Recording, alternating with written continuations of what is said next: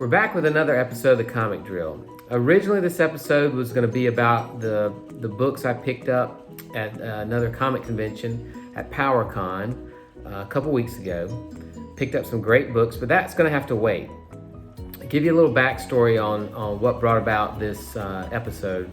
So about 3 years ago, I was talking to one of my patients about comics. Somehow the comic books came up in conversation. And this lady's probably around 80, and she told me that her son used to collect comics, and he had a bunch of his comics in the attic of their house. Had been up there for 10 years. First of all, I'm like, why are his comics in the attic? They're being ruined. But she told me, she's like, yeah, they've just been sitting up there. And I said, well, if he ever wants to get rid of them, let me know. I'd like to look through them. I'd be interested in maybe purchasing them. And she said, well, I'll let him know. And he lived out of town. So fast forward a couple of weeks ago, I get a phone call from her, and she's like, listen, my son came home for the weekend. He went through his books, and he said you could just come and get them. That he doesn't even want anything for him, just to get them out of the house. You can have them. I'm like, really? So I go over. It's about maybe 3 long boxes worth of stuff. I didn't even look through them because they wouldn't take any money for them. I could tell they had been up in the attic because the boxes were brown and looked terrible, the long boxes. And they were in comic book long boxes. So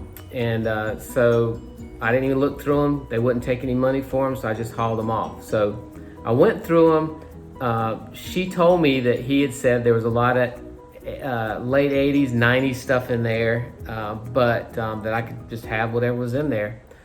So I got home, went through them. There was a lot of, just dollar stuff. Superboy from the 90s, 80s and 90s. Young Justice, Justice League Europe.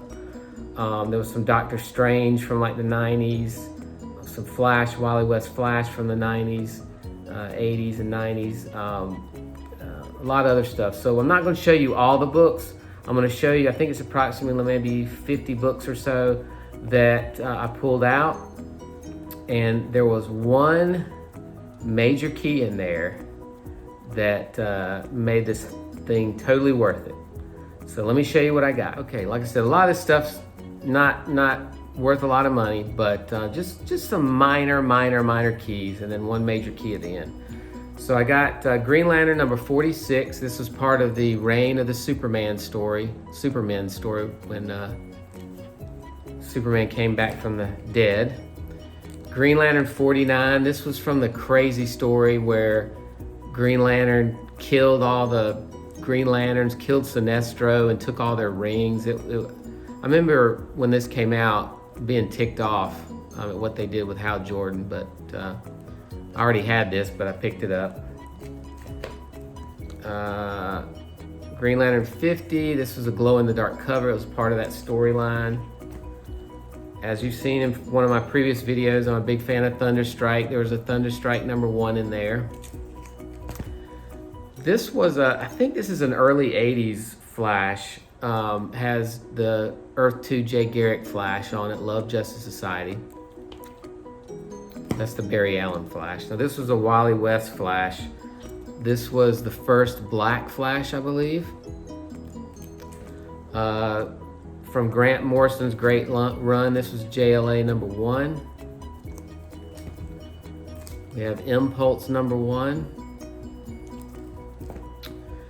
This is about a, $40, $45, $50 book right now. Giant size Captain Marvel number 1 was in there. There's a big chunk out of the back. You can't see it from the front, so it's not in great shape. All right, this is a crazy character in here. New Guardians number 2. This was the first appearance of a character called, oh gosh, I'm drawing a blank now. Snowflame, I believe his name was. He got his powers from snorting cocaine. So, Snowflame. This was Green Lantern Corps Quarterly. These were some actually good titles. These were oversized books. First appearance of Jack Chance Green Lantern, and who knows with the HBO Green Lantern series if he'll make an appearance. Green Lantern Corps Quarterly number 2, and this was had Alan Scott on the cover. Green Lantern Quarterly number 5. Love this color, Harlequin and Green Lantern. I think he was being called the Sentinel. They changed his name at one point to the Sentinel. I'm not sure if it was in that issue or not. Logo on the cover of this issue of Green Lantern Corps Quarterly, number 8. This was a prototype. I don't know if it's really considered the first appearance, but I know in a lot of the CGC books on the label, they put this as a prototype first appearance of the Birds of Prey, this Black Canary, and I think that's Lois Lane, actually. And that's from Showcase 96, number 3. This book would never happen today. DC versus Marvel Comics, number 1. This was with Warner Brothers on in DC and Disney on in Marvel. They would never get together and do this again. What makes this book unique is this DC Universe logo. This makes this book a little rarer than normal. Marvel versus DC number 2. Marvel versus DC number 3. This is, I guess, considered the first cameo appearance of Stargirl. This is Secret DC Heroes Secret Origins, Files and Origins, number 1, I believe. Yes. See down there, Who Are Stars and Stripes. Okay, you can never have too many copies of this. This is a complete set of Crisis on Infinite Earths. I think this is my 4th complete set. One of the greatest, if not the greatest, DC crossover ever. Issue 1, issue 2, issue 3. There are actually 2 copies of issue 3, issue 4. And if I'm not mistaken, this is the 2nd appearance of John Constantine in comics, which is crazy, but yeah, that's kind of an undervalued book, I think. Issue 5, that gorgeous George Perez artwork. We have issue 6.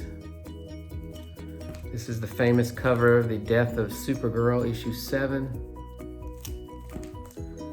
Death of the Barry Allen Flash, issue 8. This is number 9.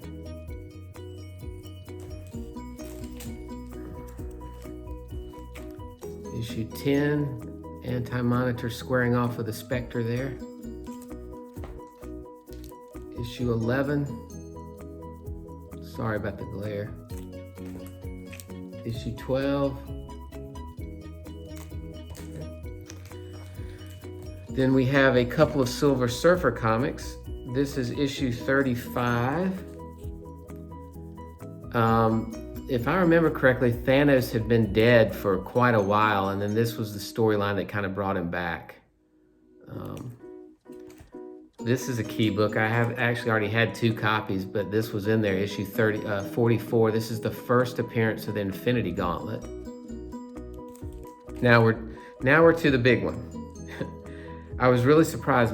Pretty much most of these books were not even bagged and board. This one was. It was kind of a shocker. This will be my 4th copy I have of this. Check this out. Look at that. Amazing Spider-Man number 300, the first appearance of Venom. And I don't know this is a 9.8, but it's got to be at least a 9.6. So I may CGC this, but I freaked out when I saw this one in there. So don't think he knew what he had, because my patient said that he had taken a few books out that meant something to him, but he either missed this one or didn't realize what it was. So really excited to get another copy of this. I have Keith, who appears on the who appears on the channel every once in a while. He thinks this is the next giant size X-Men, that in 10 to 15 years, this book's gonna just blow up. So we'll see, I hope he's right. So there you have it. Like I said, it was a change of plans on what this video is originally gonna be. I hope you guys enjoyed it. If you're new to my channel, I appreciate if you hit that subscribe and like button, and all those who are watching, I appreciate it. Leave any comments or questions you have. And what do I always say? Don't forget to brush and floss. We'll see you on the next video. Later.